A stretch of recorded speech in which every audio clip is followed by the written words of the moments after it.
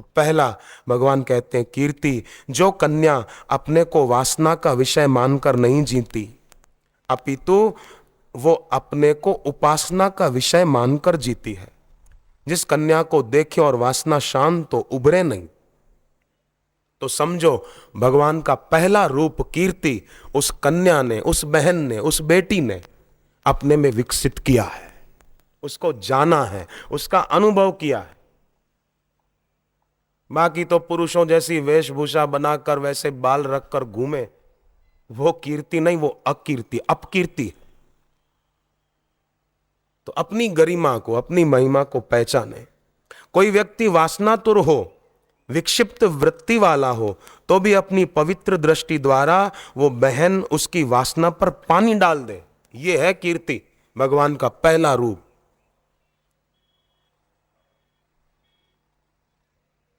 मुझे एक बहन ने कहा, सूरत के पास कठोर गांव में रहती थी।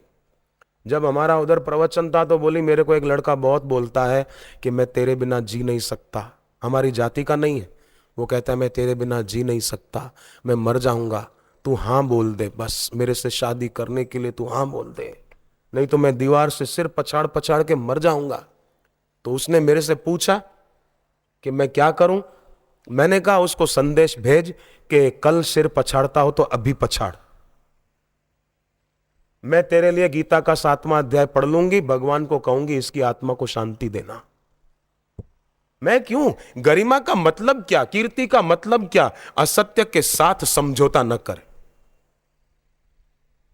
नहीं नहीं, मैं शादी नहीं करूंगी तो मर जाएगा, कल मरता तो आज मरे, मैं अपनी ऊंचाई छोड़कर नीचे क्यों आऊं? आपका घर अपार्टमेंट में, बिल्डिंग में 6ठी मंजिल पर, 7वीं मंजिल पर हो, नीचे कुत्ते लड़ रहे हो, तो क्या आप आओगे नीचे छुड़ाने के लिए? यार ठीक है, भौंकते भौंकने दो, अपना क्या। इसका नाम है कीर्ति। कीर्ति बहनों के भीतर की उस दैवी गुणवत्ता का नाम है जहां वासना उपासना में परिवर्तित हो गई। भगवान का पहला रूप कीर्ति माने वो पवित्र बहन जिसके पास से वासना तिरोहित हो गई, चली गई। स्वप्न में भी जिस बहन के मन में विकार नहीं, निर्विकारिता है, वो कीर्ति है। भगवान का पहला रूप। वेदवती ऐसी कीर्ति थी। वेदवती ने इस रूप को जगाया था। तो वेदवती ने मां को कहा, मां मुझे किसी भोगी व्यक्ति के साथ शादी नहीं करनी है, मैं शादी करूंगी तो भगवान से करूंगी, नहीं तो नहीं करूंगी। मां ने कहा कि ठीक है बेटी। मां भी ऐसी धर्मात्मा थी। माताओं को चाहिए और बाप पिताओं को भी चाहिए कि आपकी बेटी अगर साधना करने की और चरित्रवान बनने की राह पकड़ रही है और भक्ति में रुचि बढ़ा रही है तो आप उसको सहयोग दीजिए। बेटा अगर ईश्वर के रास्ते चलना चाहता है तो आप उसको सहयोग दीजिए, बहुत अच्छा काम होगा, बड़ी आपकी सेवा हो जाएगी। घर में 2-3 बेटे बेटियां हैं, 4 हैं, तो एक भले ईश्वर के रास्ते चले, बुरा क्या है? क्या बुरा है? अच्छा ही होगा, अपने 21 कुल तार लेगा। तो वेदवती मां बाप का आशीर्वाद लेकर तप करने गई कि भगवान मुझे पति के रूप में मिले।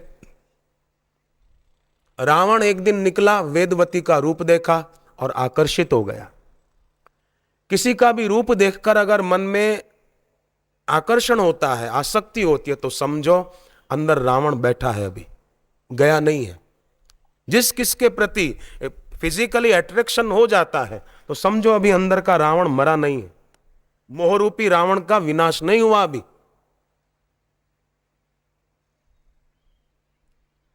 खैर, रावण ने वेदवती को प्रलोभन दिए, वेदवती उतरी नहीं ऊपर से, फिर धमकी दी, तब भी डरी नहीं। मैंने तो अभी थोड़े दिन पहले अहमदाबाद में अखबार में एक फोटो देखा, फ्रंट पेज पे था, कॉलेज का नाम भी था, पता नहीं कौन सी कॉलेज। उस कॉलेज की कन्याओं ने, कॉलेज की बहनों ने हाथ में हॉकी और डंडे ले रखे थे, ऐसा बिल्कुल जैसे युद्ध के मैदान में कोई योद्धा खड़ा हो। मैंने तो उन बहनों का फोटो देखा अखबार में, मैंने सोचा इनका तो सम्मान करना चाहिए, इनको तो फूल माला पहनानी चाहिए, शाबाश ऐसी वीर बहनों को। हाथ में ऐसे डंडा लेकर खड़ी है और ऐसी आंखें उनकी कि मानो बस मार डालेगी सामने वाले को। ऐसे किसी के हाथ में हॉकी थी। और फिर नीचे लिखा था कि कॉलेज में कुछ विधर्मी युवक, आप समझ जाना, वो इन हिंदू कन्याओं को परेशान करते थे। तो ये कन्याएं पहले तो बहुत पीड़ित हुई, परेशान हुई, फिर उन्होंने देखा कि इनका जोर बढ़ता जा रहा है, तो कन्याओं ने यूनियन बनाई, बहनों ने, और आखिर एक दिन डंडे हॉकी लेकर उन युवकों की ऐसी पिटाई की, ऐसी पिटाई की डंडे से और हॉकियों से कि पुलिस भी बीच में नहीं पड़ी, ऐसी पिटाई कर दी, सीधे हो गए। दोबारा आंख ऊंची करने में जरा विचार करेंगे। बुंदेले हर बोलो के मुंह, हमने सुनी कहानी थी, खूब लड़ी मर्दानी, वो तो झांसी वाली रानी थी। अपना वीरत्व जगाना चाहिए, रुबाब जमाने वाला वीरत्व नहीं, पौरुष प्रयत्न।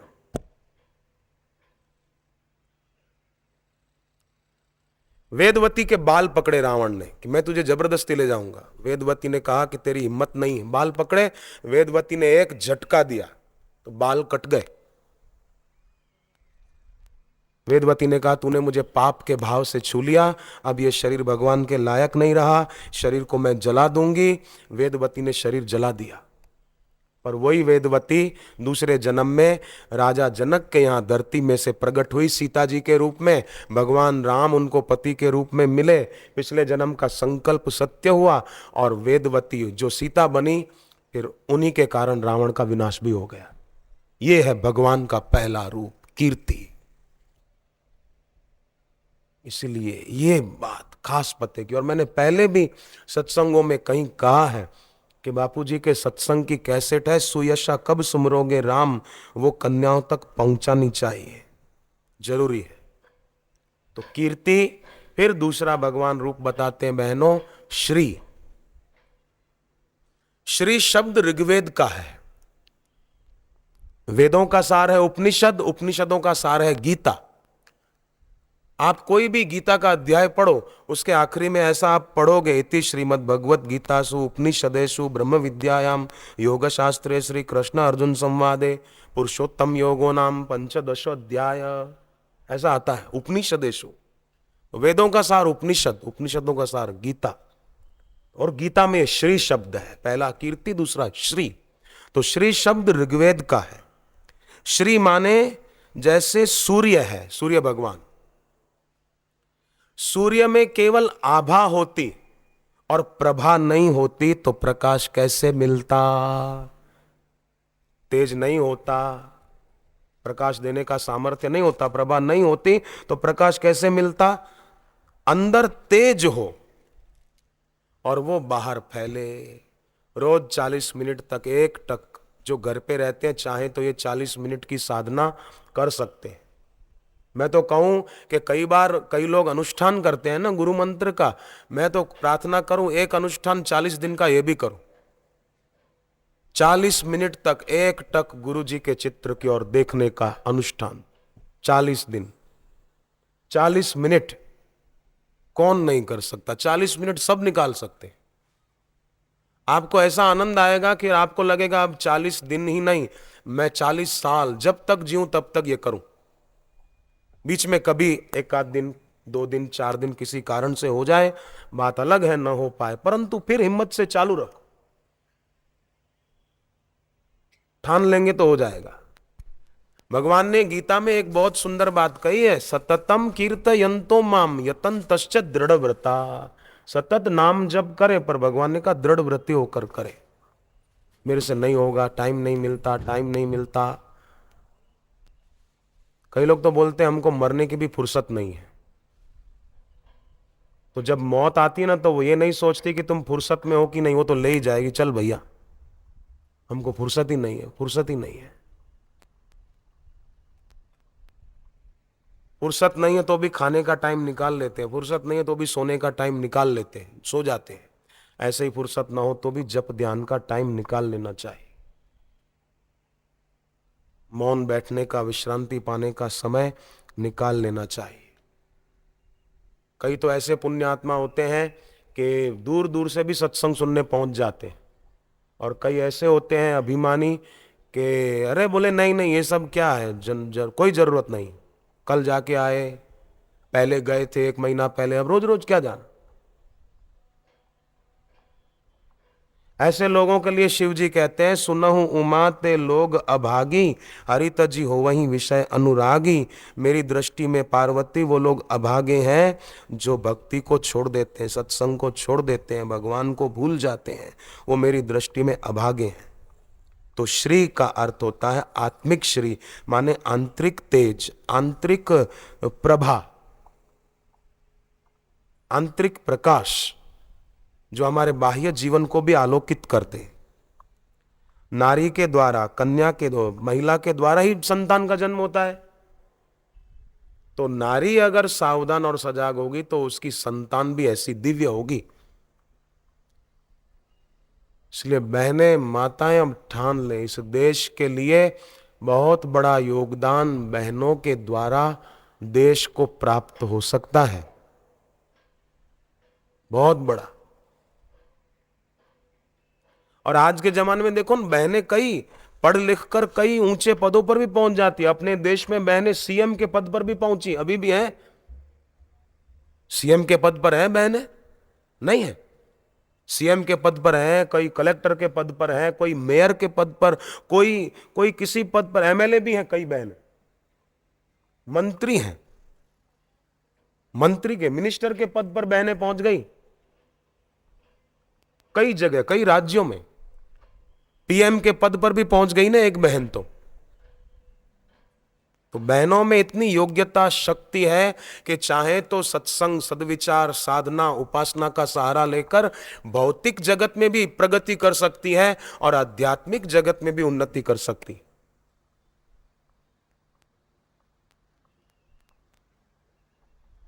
मैं कोई सलाह नहीं दे रहा हूं, मैं कोई आपको किसी बहन को उपदेश भी नहीं दे रहा हूं, मैं तो आपको याद दिला रहा हूं, आप तो सब जानते हैं, आपको याद दिला रहा हूं बस। स्मारे त्वाम न शिक्षाए, शिक्षा नहीं देता हूं, याद दिलाता हूं। शिक्षा तो बड़े देते हैं, उपदेश तो बड़े देते हैं, गुरु देते हैं, मैं उपदेश नहीं देना जानता, मैं एक सलाह दे रहा हूं, याद दिला रहा हूं, यूं कहो, याद दिला रहा हूं। स्मारे त्वाम न शिक्षाए। हम लोगों का जीवन पत्थर जैसा कठोर ना हो, पर पृथ्वी जैसा सहनशील, सक्षम हो। पृथ्वी कैसे सबको धारण किए हुए, हम लोगों का जीवन पानी की तरह बहता हुआ ना हो, पर हमारे जीवन में अग्नि जैसी जाज्वल्यमानता हो, हमारे जीवन में आसमान जैसी विशालता हो, संकीर्णता ना हो। तो उससे और सात्विकता बुद्धि की बढ़ती जाए। एक शिक्षक ने क्लास में बच्चों को कहा, बच्चों, हमारे देश की झांसी की महारानी लक्ष्मीबाई अंत समय तक अंग्रेजों से लोहा लेती रही। तो एक लड़के ने खड़े होकर कहा, साहब तो क्या अंग्रेज लोग लोहा बेचते थे? अरे लोहा लेती रही माने उसने अपनी वीरता का परिचय दिया, अंग्रेजों के दांत खट्टे कर दिए। एक बाप ने अपने बेटे को कहा, बेटे ये जेब में नींबू क्यों ले जा रहे हो? जेब में नींबू किस लिए? तो बेटा बोला, पिताजी आप ही ने तो कहा था कि ऐसे बनो कि दुश्मनों के दांत खट्टे कर दो, तो मैं उनके दांत में लगाऊंगा। ये दांत खट्टे ऐसे करेगा, वो तेरे कर देगा।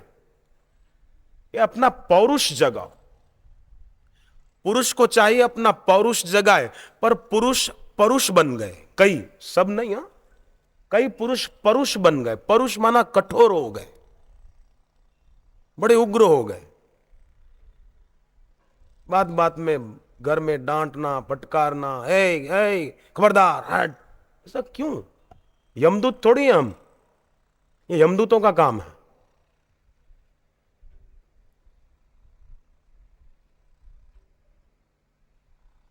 वैर जैर, लड़ाई झगड़ा, उसको विदाई दे दो, विदाई। मधुर व्यवहार पुस्तक पढ़नी चाहिए और भगवान के इन 7 रूपों को ध्यान में रखना चाहिए। तीसरा रूप भगवान ने बताया वाक, माने वाणी। माने सार गर्भित कल्याणकारी वचन बोलना चाहिए। वाणी विचार प्रकाशन का एक साधन है। वाणी द्वारा कभी किसी की निंदा के, नफरत के शब्द न निकले। वाणी ऐसी बोलिए मन का आपा खोए, ये बड़ी प्रसिद्ध बात जानते हैं आप। और उनको शीतल करे आपो शीतल होए।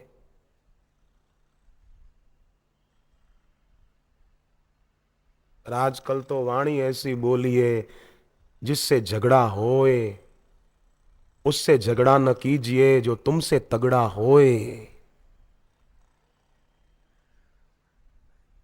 सात्विकता, अपना आत्मिक तेज। तो भगवान कहते हैं वाक माने वाणी सार गर्भित और कल्याणकारी बोले। वाचस्पति मिश्र जी की पत्नी भामती ऐसी महान नारी थी, पतिव्रता नारी थी कि पति, शादी हो गई तो पति ब्रह्म सूत्र पर टीका लिख रहे थे, सिर उठाकर देखते ही नहीं थे। पत्नी खाना बना के रख देती, उपवास का दिन होता तो फल रख देती, वो खा लेते तो बर्तन उठा लेती, सफाई कर देती, शाम होती तो दिया जला देती। 12 साल बीत गए, 12 साल में वाचस्पति ने अपनी पत्नी से बात भी नहीं की और पत्नी दुखी भी नहीं हुई, सेवा करती रही। जब ब्रह्मसूत्र की टीका पूरी हुई तब वाचस्पति ने बराबर देखा तो पूछा तुम कौन हो। पति अपनी पत्नी को पूछता है तुम कौन हो। आजकल की अगर होती कोई तो बोलती कि पहचानते नहीं हो, भूल गए क्या, रोज तुमको खाना कौन देता है, रोज सफाई कौन करता है, रोज दिया कौन जलाता है, कैसे भूल गए। पर उसने ऐसा कुछ सुनाया नहीं।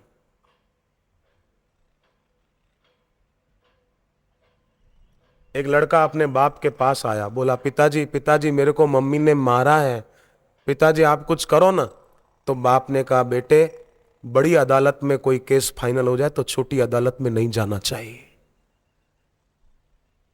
बाप बेचारा ऐसा है। ये भी ना हो,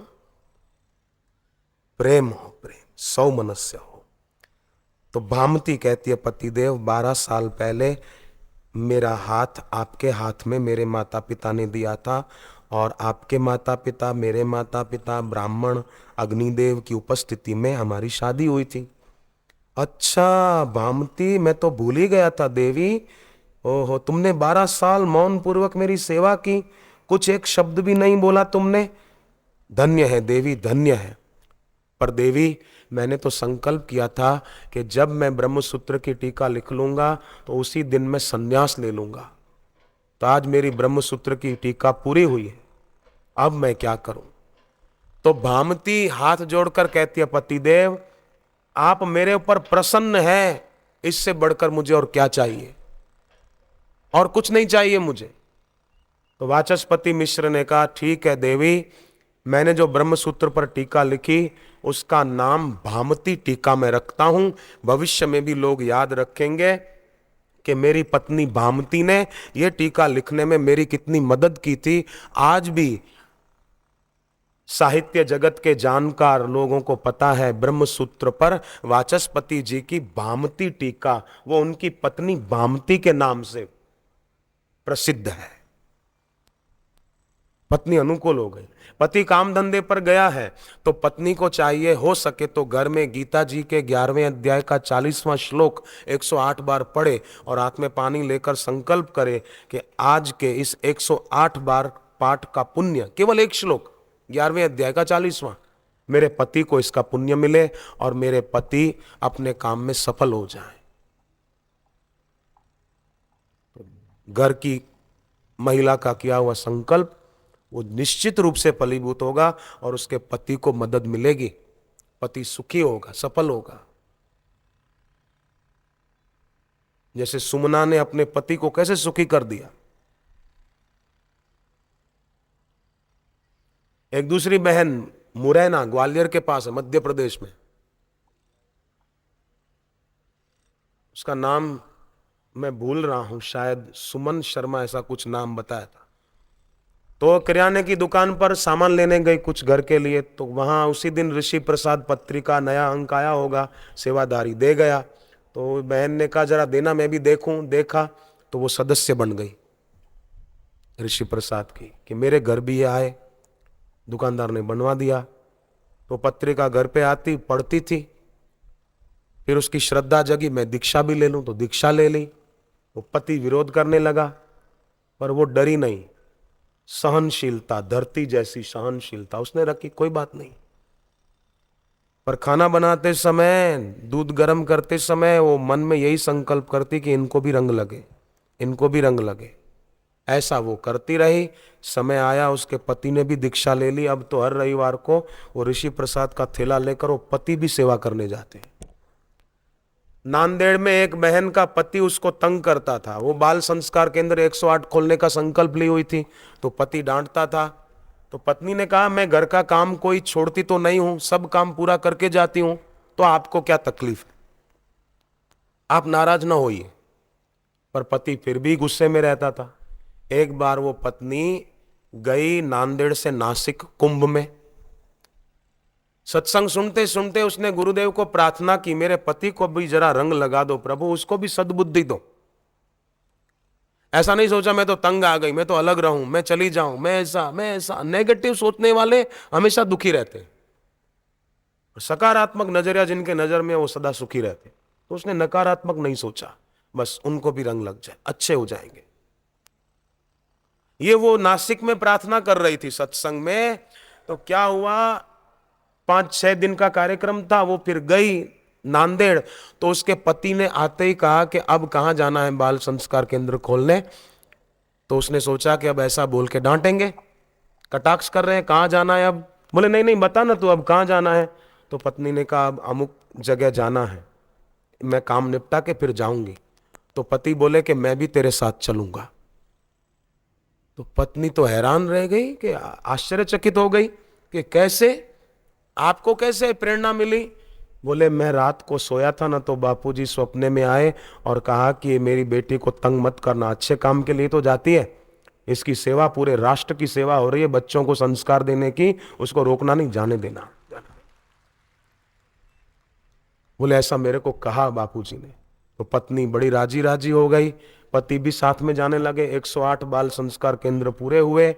वो महिला गुरु पूनम को नांदेड़ से अहमदाबाद आई। तो बापूजी ने 108 संस्कार केंद्र खोले थे, सेवा की थी। तो गुरुदेव ने उसको प्रसाद दिया, जाने लगी। तो फिर बुलाया उसको कि इधर आ बेटी, और एक चांदी का सिक्का दिया और कहा कि ये तेरे पति को देना, क्योंकि उसने मेरी बात मानी थी, सपने की कही हुई, इसलिए उसको दे देना। उसने नहीं कहा कि बापू सपने में आपने मेरे पति को प्रेरणा दी थी, ऐसा उसने नहीं कहा। गुरुदेव ने सामने से कहा, उसको कहना मेरी बात मानी है उसने, इसलिए मेरा प्रसाद है, दे देना उसको। तो भगवान गीता जी में कहते हैं, चौथा रूप के स्मृति में। देखो अब एक बात बताऊं, इस स्मृति की बात आई ना, याद रहने की बात। घर में श्राद्ध हो ना, श्राद्ध पक्ष होता है ना 15 दिन, तो श्राद्ध पक्ष हो ना, तो पुरुष भूल सकता है, पर घर की बहनें नहीं भूलती, घर की महिला नहीं भूलती। वो तुरंत 1 दिन 2 दिन पहले पति को बोल देती है कि आने वाली कल को या परसों श्राद्ध है, ध्यान रखना, ब्राह्मण को आमंत्रण दे आना, अमुक अमुक चीज वस्तुएं ले आना, भूलना नहीं, श्राद्ध है पिताजी का, ससुर का श्राद्ध है। पर कितना आदर से याद रखती है, पति को याद दिलाती है कि आप जरूर भूलिएगा नहीं। स्मृति बहनों में होती है। परंतु अगर गुरुदेव का आत्मज्ञान का सत्संग सुनकर अगर अपनी ईश्वरीय स्मृति को जगाएं तो कल्याण हो जाए, कल्याण।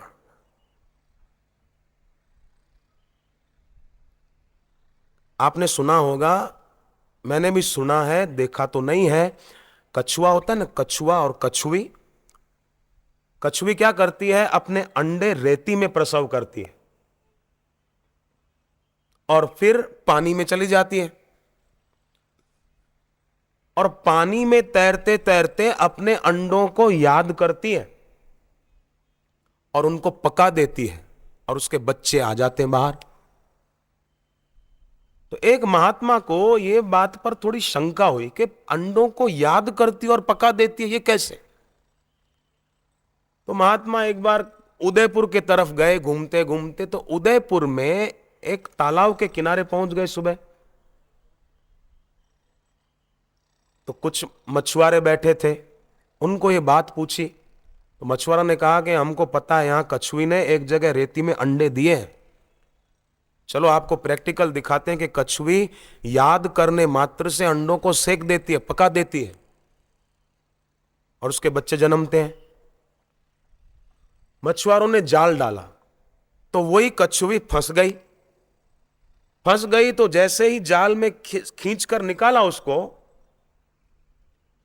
तो देखा कि वहां अंडे जो थे वो गलने लगे थे। कछुई के अंडे क्यों गलने लगे थे? कि कछुई जब तक पानी में स्वतंत्र थी, वो तैर रही थी, अंडों को याद कर रही थी, सुमरण करके उनको पका रही थी, पर वो जाल में फंस गई तो बेचारी घबरा गई। घबरा गई तो उसका अंडों का सुमरण छूट गया। छूट गया तो वो अंडे गलने लग गए। तो ये देखो कछुई का स्वभाव, नारी का स्वभाव कैसा है। अपवाद हो कोई बात अलग है, परंतु होता है ऐसा, भावना होती है, पर उस भावनाओं को केवल सही दिशा दे दी जाए बस। ईश्वरीय स्मृति, गुरु की स्मृति, गुरु के ज्ञान की स्मृति, श्रवण के बाद मनन की भूमिका में प्रवेश, फिर देखो क्या होता है। करके देखें, शास्त्र के वचन है, हम पाल के देखें। जो कर्म किए जाते हैं ना, वो कर्म समाप्त भी हो जाते हैं, परंतु उनका संस्कार चित्त पर पड़ जाता है और उन संस्कारों का रिकॉर्ड ही स्मृति कहलाता है। हम उससे मिले थे, हमने उससे ये बात की थी, हम वहां गए थे, हम वहां गए थे, हम इधर गए थे, हम उधर गए थे। इस संस्कारों का रिकॉर्ड ही स्मृति है। इसीलिए खूब सजगता पूर्वक हम ऐसी स्मृति दिमाग में न भरकर स्मृति में विवेक जगाएं कि अमुक बात याद रखने योग्य है, अमुक बात याद रखने योग्य नहीं है। क्यों दिमाग में फालतू बातें भरकर रखें, क्यों सोचें। 40 मिनट का प्रयोग वो करें। मैं तो निवेदन करूं आपको, अगर अवसर मिले तो ये 40 दिन का अनुष्ठान करो। 40 मिनट एक टक देखने का। शुरुआत में सीधे नहीं देख पाओगे, थोड़े दिन तो अभ्यास करना। 5 मिनट से 10 मिनट से शुरुआत करना। हिम्मत करेंगे तो एक दिन में भी हो सकता है। देखो भाई, मैं तो वही बात बताता हूं जो मैं जानता हूं, जो मैं नहीं जानता वो नहीं बताता, और जिससे मुझे लाभ हुआ है वो मैं आपको बताता हूं। जो मैं करता ही नहीं, जिससे मेरे को लाभ हुआ नहीं, मैं वो बात क्यों बताऊंगा। वो तो कोरे शब्द होते हैं। शब्द वही सार्थक है जो निशब्द को छू कर आया। कोई भी विषय की परिभाषा वही सार्थक है जो अपरिभाष्य को छू कर आई हो। वही वास्तविक है, वही कल्याणकारी है। तो 5वां रूप भगवान ने बताया मेधा। मेधा माने क्या? देखो, अब ध्यान दें कृपा करके। भगवत गीता में त्यागी व्यक्ति के बारे में मेधावी शब्द आया है। त्यागी। और संस्कृत वांग्मय में भी बलिदान और त्याग के लिए मेध शब्द है। बदला नहीं, बलिदान। मैं इससे बदला ले लूं, बलिदान।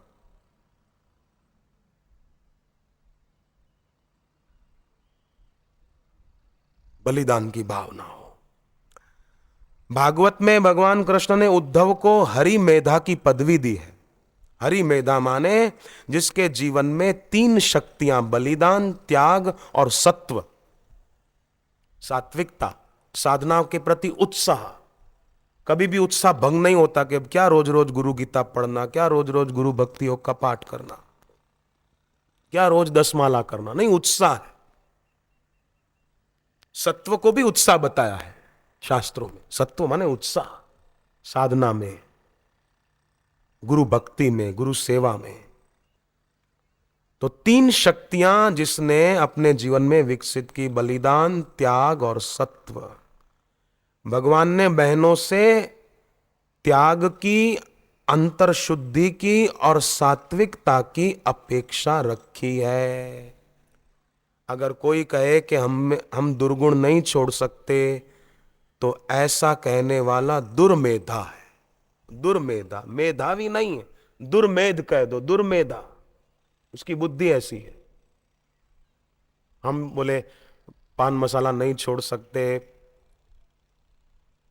हम फिल्म देखना नहीं छोड़ सकते, हम आइसक्रीम खाना नहीं छोड़ सकते, हम पेप्सी और बर्गर नहीं छोड़ सकते। वो दुर्मेध है।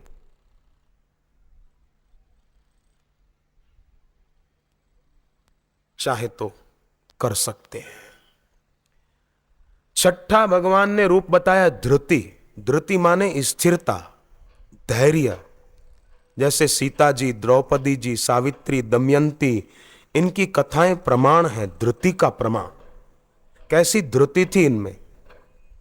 मनुस्मृति में धर्म के 10 लक्षणों में धृति पहला लक्षण बताया है। धृति हो। हनुमान जी की धृति कैसी थी, कैसी विलक्षण धृति थी कि राम जी की प्रसन्नता पाने में खूब सफल हुए हैं। मैंने पहले दिन भी कहा था, शिव जी ने सोचा कि मैं भी सेवा करूं तो कौन सा रूप लेकर जाऊं जिससे मेरी सेवा अच्छी हो। तो बोले वानर का रूप सबसे बढ़िया है, क्योंकि उसमें सेवा लेनी नहीं पड़ेगी, सेवा करनी करनी है। क्योंकि वानर तो पेड़ पे ही रह जाएगा, रोटी की जरूरत नहीं, पत्ते खा लेगा, और कपड़ों की तो जरूरत होती नहीं बंदर को, वानर को। बोले अपन तो ऐसा रूप ले लो बस कि सेवा खूब की जाए, सेवा ली न जाए। और लंकिनी को देखो तो लंकिनी ने सत्संग को महत्व दिया है, अपने शरीर को महत्व नहीं दिया। चोट लगी, खून निकला हनुमान जी के मुक्का मारने से, परंतु उस चोट पर, खून पर, दर्द पर ध्यान नहीं गया। लंकिनी का तो ध्यान सत्संग से, हनुमान जी के दर्शन से जो लाभ हुआ उस लाभ पर लंकिनी की नजर थी। मेरे को चोट लगी, ऐसा हो गया, वैसा हो गया, इस पर नजर ही नहीं थी। सत्संग से होने वाले लाभ पर नजर थी कि इससे कितनी उन्नति होती है। जैसे पीपल के पेड़ के नीचे कोई आदमी 41 दिन तक कड़वे तेल का दिया जलाए, 41 दिन तक सतत, तो उसके मनोरथ पूर्ण होते हैं, मनोकामनाएं पूर्ण होती है। परंतु 41 दिन तक यहां रोज थोड़ा थोड़ा सत्संग सुने और वो प्रयोग करे तो जरूर आत्म अनुभूति की जो लालसा है वो पूरी हो सकती है। केले के पेड़ के नीचे अगर कन्या दीपक जलाए तो उसको घर और वर अच्छा मिल सकता है। गुरुवार को केले के पेड़ के नीचे घी का दिया जलाए तो घर और वर अच्छा मिलेगा। परंतु पूजा की जगह पर रोज गुरु सुमरण करके ज्योत जगाए तो उसके लिए क्या शब्द बोल, उसका कल्याण हो जाएगा। रोज सुबह शाम बैठे। दिया जलाना इसलिए नहीं है कि भाई भगवान को थोड़ी रोशनी मिल जाए, वो हमारी उन्नति के लिए, हमारे कल्याण के लिए है। चाहे तो कर सकते हैं,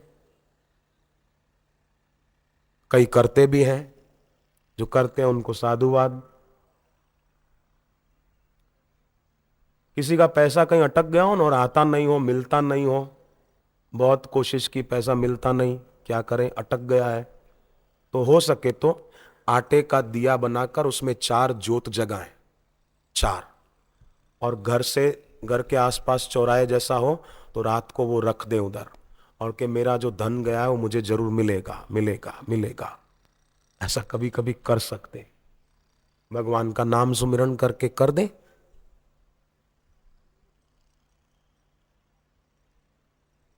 और आर्थिक परेशानी किसी को है तो थोड़ा धीरज रखें, बस धृति, ये भगवान ने छठा रूप बताया है। धीरे धीरे ठीक होगा, घबराने की जरूरत क्या है। जीवन में धीरा सो गंभीरा, उतावला सो बावरा। तो 7वां रूप भगवान ने बताया क्षमा, क्षमा का, जिसमें है वो बहन भाग्यशाली है। और क्षमा कैसे आए कि द्वंद्व सहिष्णुता, वेग सहिष्णुता, परमत सहिष्णुता, परोत्कर्ष सहिष्णुता। द्वंद्व सहिष्णुता माना कभी सुख आता है, कभी दुख आता है, कभी बीमारी, कभी तंदुरुस्ती, कभी लाभ, कभी हानि, ये चलता रहता है। इसमें जरा सहन शक्ति रखें। सुख सदा रहा नहीं तो दुख सदा क्यों रहेगा। तेजी सदा नहीं रही धंधे में तो मंदी सदा क्यों रहेगी। सूरज शाम को डूबता है तो सुबह फिर उदय हो जाता है, रात को अंधेरा होता है तो सुबह फिर उजाला हो जाता है। हरी घास गर्मी में सूख कर पीली हो जाती है तो बरसात में फिर हरी भरी हो जाती है। घबराने की जरूरत क्या है। मन में छोटी छोटी बातों में आवेश में आ जाने की जरूरत क्या है। एक बार अगर कोई आदमी गुस्सा करता है तो एक बार गुस्सा करने से उसकी जितनी एनर्जी खर्च हो जाती है, वेस्ट हो जाती है, अगर वो गुस्सा न करे और शक्ति को बचाए तो उसका ध्यान लग सकता है। ध्यान, एक बार गुस्सा करने से जितनी ऊर्जा नष्ट हुई उतनी बचाओ तो ध्यान लग सकता है। नाम तो है शांति बहन, घर पे जाओ तो अशांति अशांति। नाम तो है गंगा देवी, घर पे जाओ तो पानी का गिलास नहीं मिलेगा।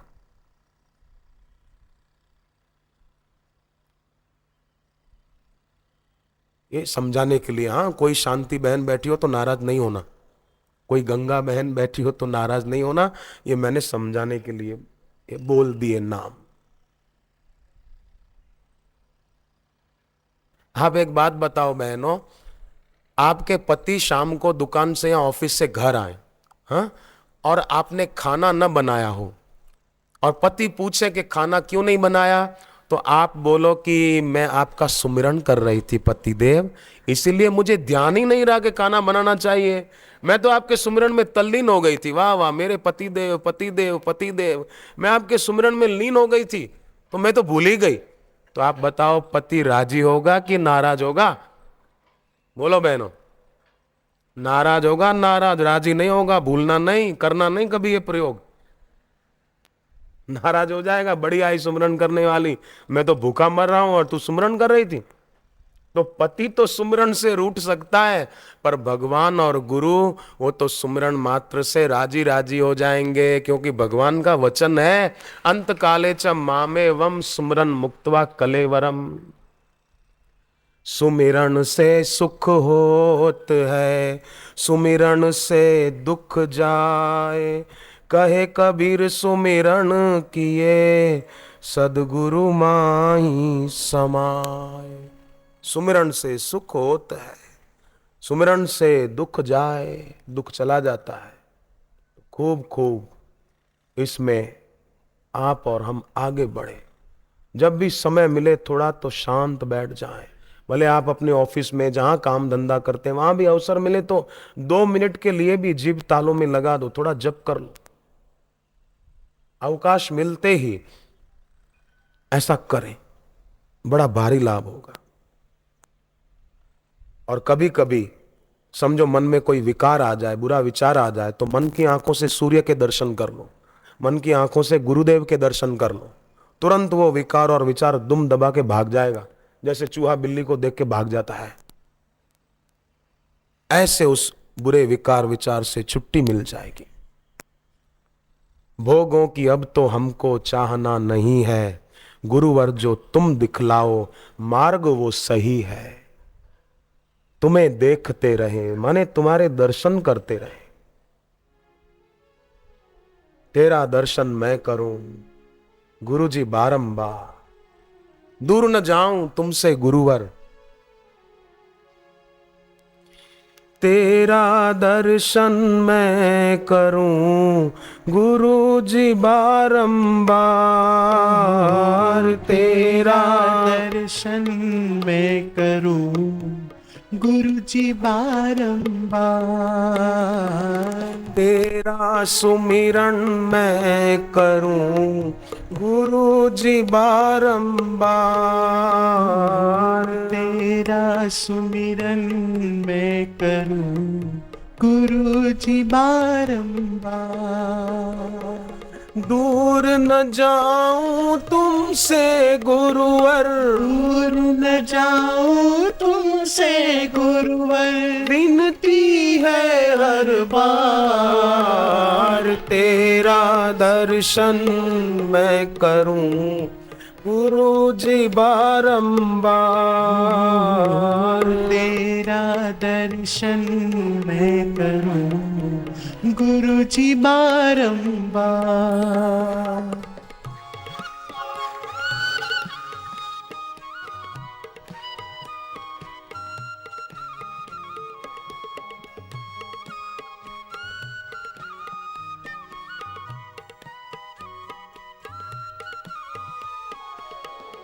अक्षय पात्र हो ज्ञान के गुरुवर, तुम ही ज्योति स्वरूप हो।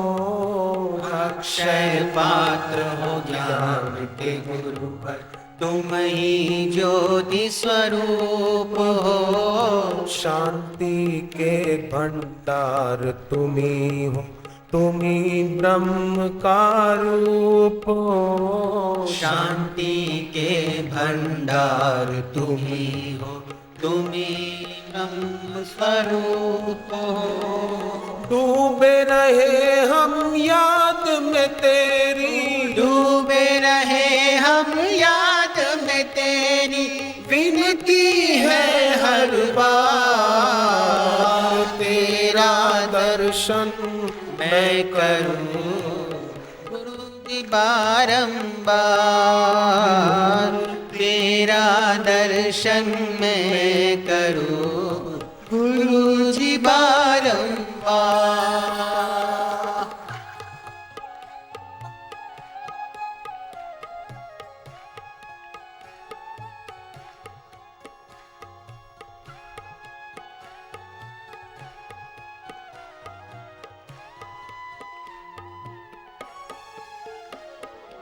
ज्ञान का अमृत तुम हो पिलाते, देते सुख अपार हो। ज्ञान का अमृत तुम हो पिलाते, देते सुख अपार हो। प्रीति भाव से जो भजता है, कर देते उद्धार हो। प्रीति भाव से जो भजता है, कर देते उद्धार हो। साथ तुम्हारा कभी न छूटे, साथ तुम्हारा कभी न छूटे। साथ तुम्हारा कभी न छूटे। साथ तुम्हारा कभी न छूटे। छूटे ना गुरुद्वार, तेरा दर्शन मैं करूं गुरु जी बारंबार। तेरा दर्शन मैं करूं गुरु जी बारंबार। एक बच्ची के पिताजी चल बसे लखनऊ में।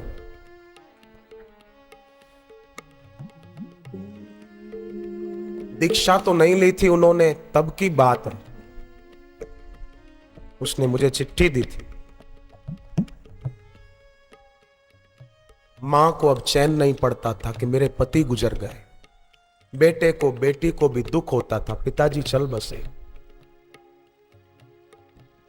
एक दिन ऋषि प्रसाद पत्रिका नया अंक आया।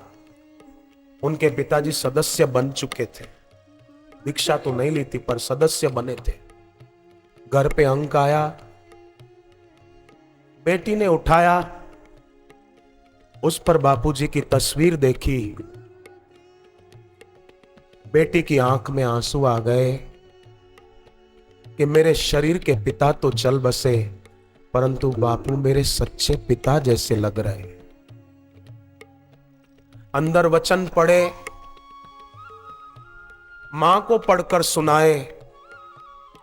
मां को भी आत्मा की अमरता और देह की नश्वरता का पता चला। बहुत शांति मिली। मां ने कहा, बेटी जिनके वचन इतने शांतिदायी हैं तो वो कैसे होंगे, चलो हम इनके दर्शन करने चले। मानो बेटी तेरे पिताजी हमको इनसे जोड़कर गए हैं। आगामी कार्यक्रम पढ़े तो लखनऊ में ही सत्संग था। पहुंचे सत्संग में, जैसे अभी आप लोग बैठे रहते हैं तो बापूजी पधारे, तब तक मैं थोड़ी सेवा कर लेता हूं। बोले तब भी हम बैठे थे। जब बापूजी पधारे और पहली बार हमने गुरुदेव के दर्शन किए, तो दर्शन करते ही लगा कि त्वमेव माता च पिता त्वमेव, तुम ही मेरी माता हो, तुम ही मेरे पिता हो। और फिर दीक्षा भी ले ली। तब से हमको ऐसा नहीं लगता कि हमारे पिताजी नहीं हैं, हमारे सच्चे पिता हमको मिल गए हैं और शरीर के पिता हमको उन पिता से जोड़ कर गए। तभी तो उसके द्वारा, अंग के द्वारा हम पहुंच गए। कभी भी मैं आपसे प्रार्थना करता हूं, अपने को अकेला मत समझना। जीवन में कोई दुख हो तो ऐसा मत समझना कि ये दुख सदा रहेगा, ऐसा नहीं समझना।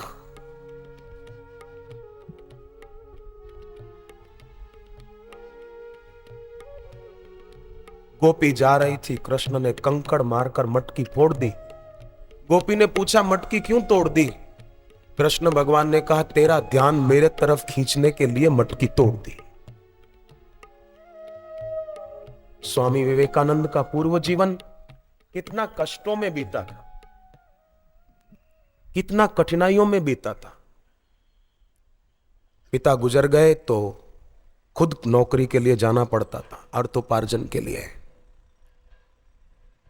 और इतना ही मिल पाता था कि पढ़ाई का खर्चा निकले और घर पे केवल मां खा सके इतना खुराक जुटा पाते थे। और मां को बोल देते मां तू खा ले, मैं तो दोस्त के घर गया था उसने मेरे को खिला दिया है, ऐसा कह देते थे और खुद भूखे रह जाते थे। और एक दिन रामकृष्ण परमहंस के बारे में सुना तो उनके दर्शन करने गए। रामकृष्ण देव ने कहा कि बेटे तुम्हारे घर में तकलीफ है तो तुम मां से मांग क्यों नहीं लेते कि मेरी तकलीफ मिटा दो। मंदिर में गए, मां के आगे तो कुछ मांगने का भाव ही नहीं आया, अहोभाव से भर गए। गरीबी थी, पैसे की तंगी थी, पर फिर भी मां से मांगते नहीं है, बस मां मुझे भक्ति देना, मां मेरी जवानी है मैं कहीं उलझ न जाऊं, मुझे वैराग्य देना, ऐसा मांगा मां से। बाहर आए तो गुरु ने पूछा क्या मांगा?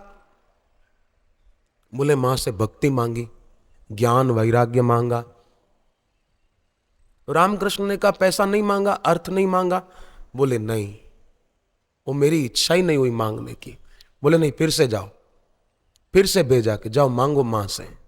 गए मां काली के मंदिर में, पर दोबारा उनके दिल से वही पुकार निकली, मुझे भक्ति दे, मुझे वैराग्य दे, मुझे ज्ञान दे। आए बाहर तो गुरु ने तीसरी बार समझा के भेजा कि नहीं तुम मांग लो, मांग लो। पर तीसरी बार भी भक्ति और वैराग्य ही मांगा। तब गुरु ने नरेंद्र को गले लगा लिया कि सचमुच तुम अधिकारी हो, समय आएगा बेटा सारे विश्व में तुम्हारा नाम होगा कि तुमको संसार की चाह नहीं है, भक्ति की, ईश्वर प्राप्ति की और भोगों से वैराग्य की चाह है बेटे, तुम्हारी जय जयकार होगी। और दुनिया जानती है स्वामी विवेकानंद की जय जयकार हो रही है।